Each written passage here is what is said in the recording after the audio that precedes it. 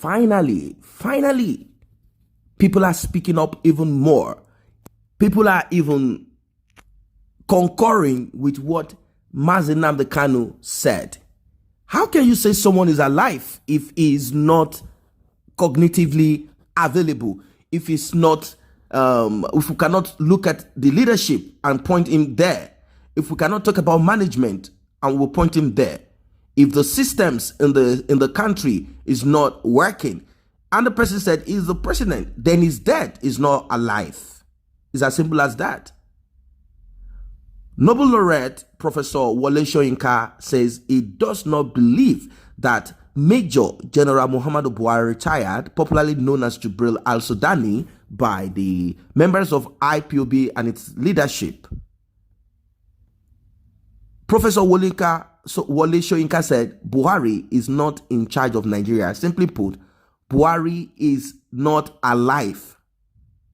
He's not alive to his duties. If he's not alive to his duty, then where is he? Dead or alive? Soyinka made the comment on Thursday, June 4th, in an interview with Plus TV Africa. His comments was in reaction to an open letter written by President Buhari to President Buhari by Colonel Umar Dangiwa, retired, a former military administrator of Kaduna State. Dangiwa had accused the president of nepotism, especially as regards his appointment. Buhari is a person that is known to bring in only Hausa Fulanis. Now I'm calling them Hausa Fulani because it's difficult for you to you have to do a lot of research to know who is not a Fulani and who is Hausa. Hausas are indigenous to Nigeria, but that being said, it does not mean that a president from the north should only, without expressing the federal character, bring in people from the north. Whenever anyone in the south, there is an issue with anyone in the south occupying any ministerial position or any other position at all, a northerner replaces the person. Whenever they need to do a change, a northerner replaces the person. Whenever a new ministry committee is to be open or is to be created, he brings in a northerner. People said it's not Buhari that is doing all of this. They said the cabals are the one running the show. If it is the cabal or the committee of friends, whoever, whatever group, what does they point out? Buhari is dead. He's dead. And if he's not dead, then he's only there to fulfill the objectives of the Hausa Fulani. A lot of people have argued about the ancestry of Buhari. They said Buhari is an Hausa man from Daura. Some said Buhari is a Fulani from Daura. A lot of mixed reactions here and there about his heritage.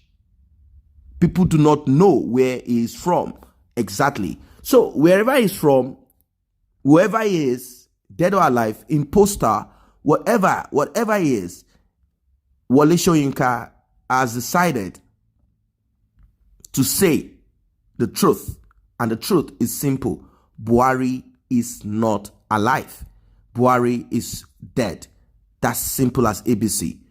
Buhari is said to is a Fulani. It's as simple as that. So that's to clear up people that are not sure of where Buhari is from. Muhammad Buhari, they said, was born to a Fulani family on the 17th December 1942 in Daura, Katsina State, to his father Malam Ado Adamu, a Fulani chieftain, and his mother Zulihat.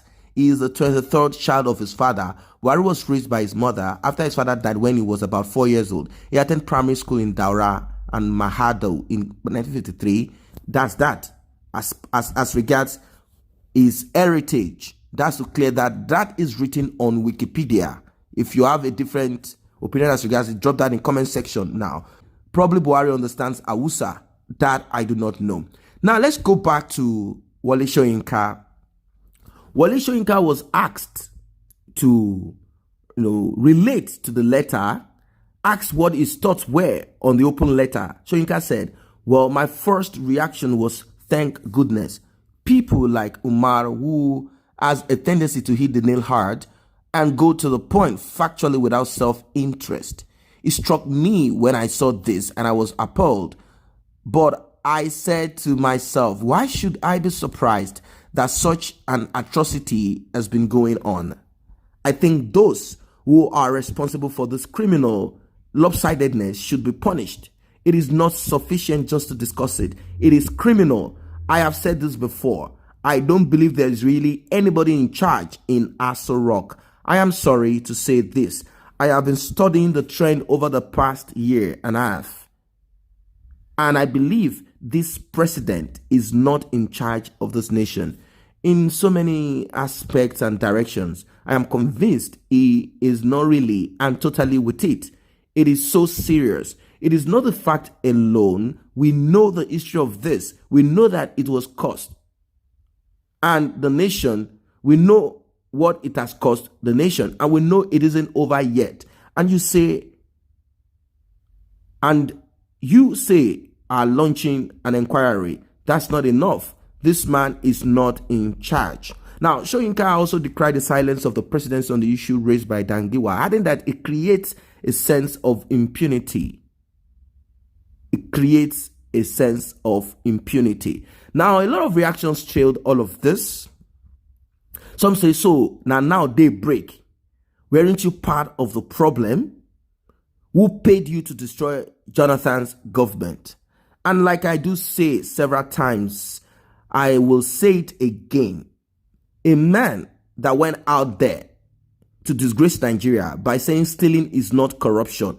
He was asked the question in context to public service. He was asked this question in context to government, to politics, to democracy, to transparency. But he said stealing is not corruption. And we saw what happened in Goodluck Jonathan's administration. They looted the nation dry. And of course, the nation resources produce more for them again. And this administration is doing the same. This administration is also riddled with corruption. The difference is that the corruption is no longer coming from the front door anymore. They are not stealing from the front door. They are stealing from the back door. That is the difference in this administration. But Goodluck Jonathan's administration, they were stealing from both front and back. They were bold. It wasn't different from the administration of the military back in those days. They were stealing the nation dry. Goodluck Jonathan's administration was a civil war that should never have happened. This regime is a total civil war. Now, someone say a wrong leader remains a failure, but God will always help the righteous. Well, I understand that people will always say God should come and help them. There are things you should do. God has already given you sense. Even listening to this is already an eye-opener. Someone said the only way is to protest and march to the right place and remain there until you see who is ruling Nigeria. Ask him to address you and promise to change things to your demand. Omele Showore called for this, but a lot of people decide to stay indoors. I understand that people are tired. People, they are suffering from Stockholm Syndrome. People are comfortable with this. Someone said that, does it mean that Nnamdi Kanu is right? He was the first person to raise the alarm. Rocha Sokorocha also said, if I tell you that I know Nigerians will burn Aso Rock. Danjuma, the former chief of staff, also said, if I reveal what is going on in Nigeria, you will no longer sleep. You better arise and defend yourself. Wole Soyinka says, nobody is in charge of Aso Rock, meaning it is empty. Where is the president? Where is the VP? Nigerians are good in making noise. These leaders are giving us the show. According to Danjuma, he said, we are the ones to defend ourselves, meaning we are the ones to do something. I believe in action and not noise making.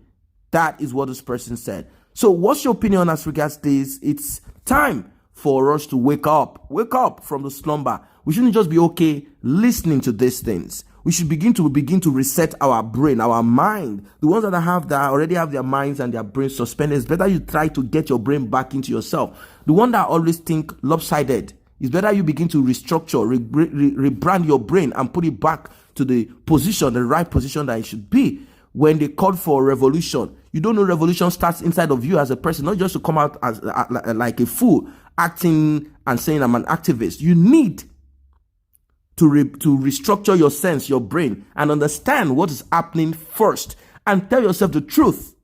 Then you will be a better activist. Then you understand why you should be a revolutionary that reflects.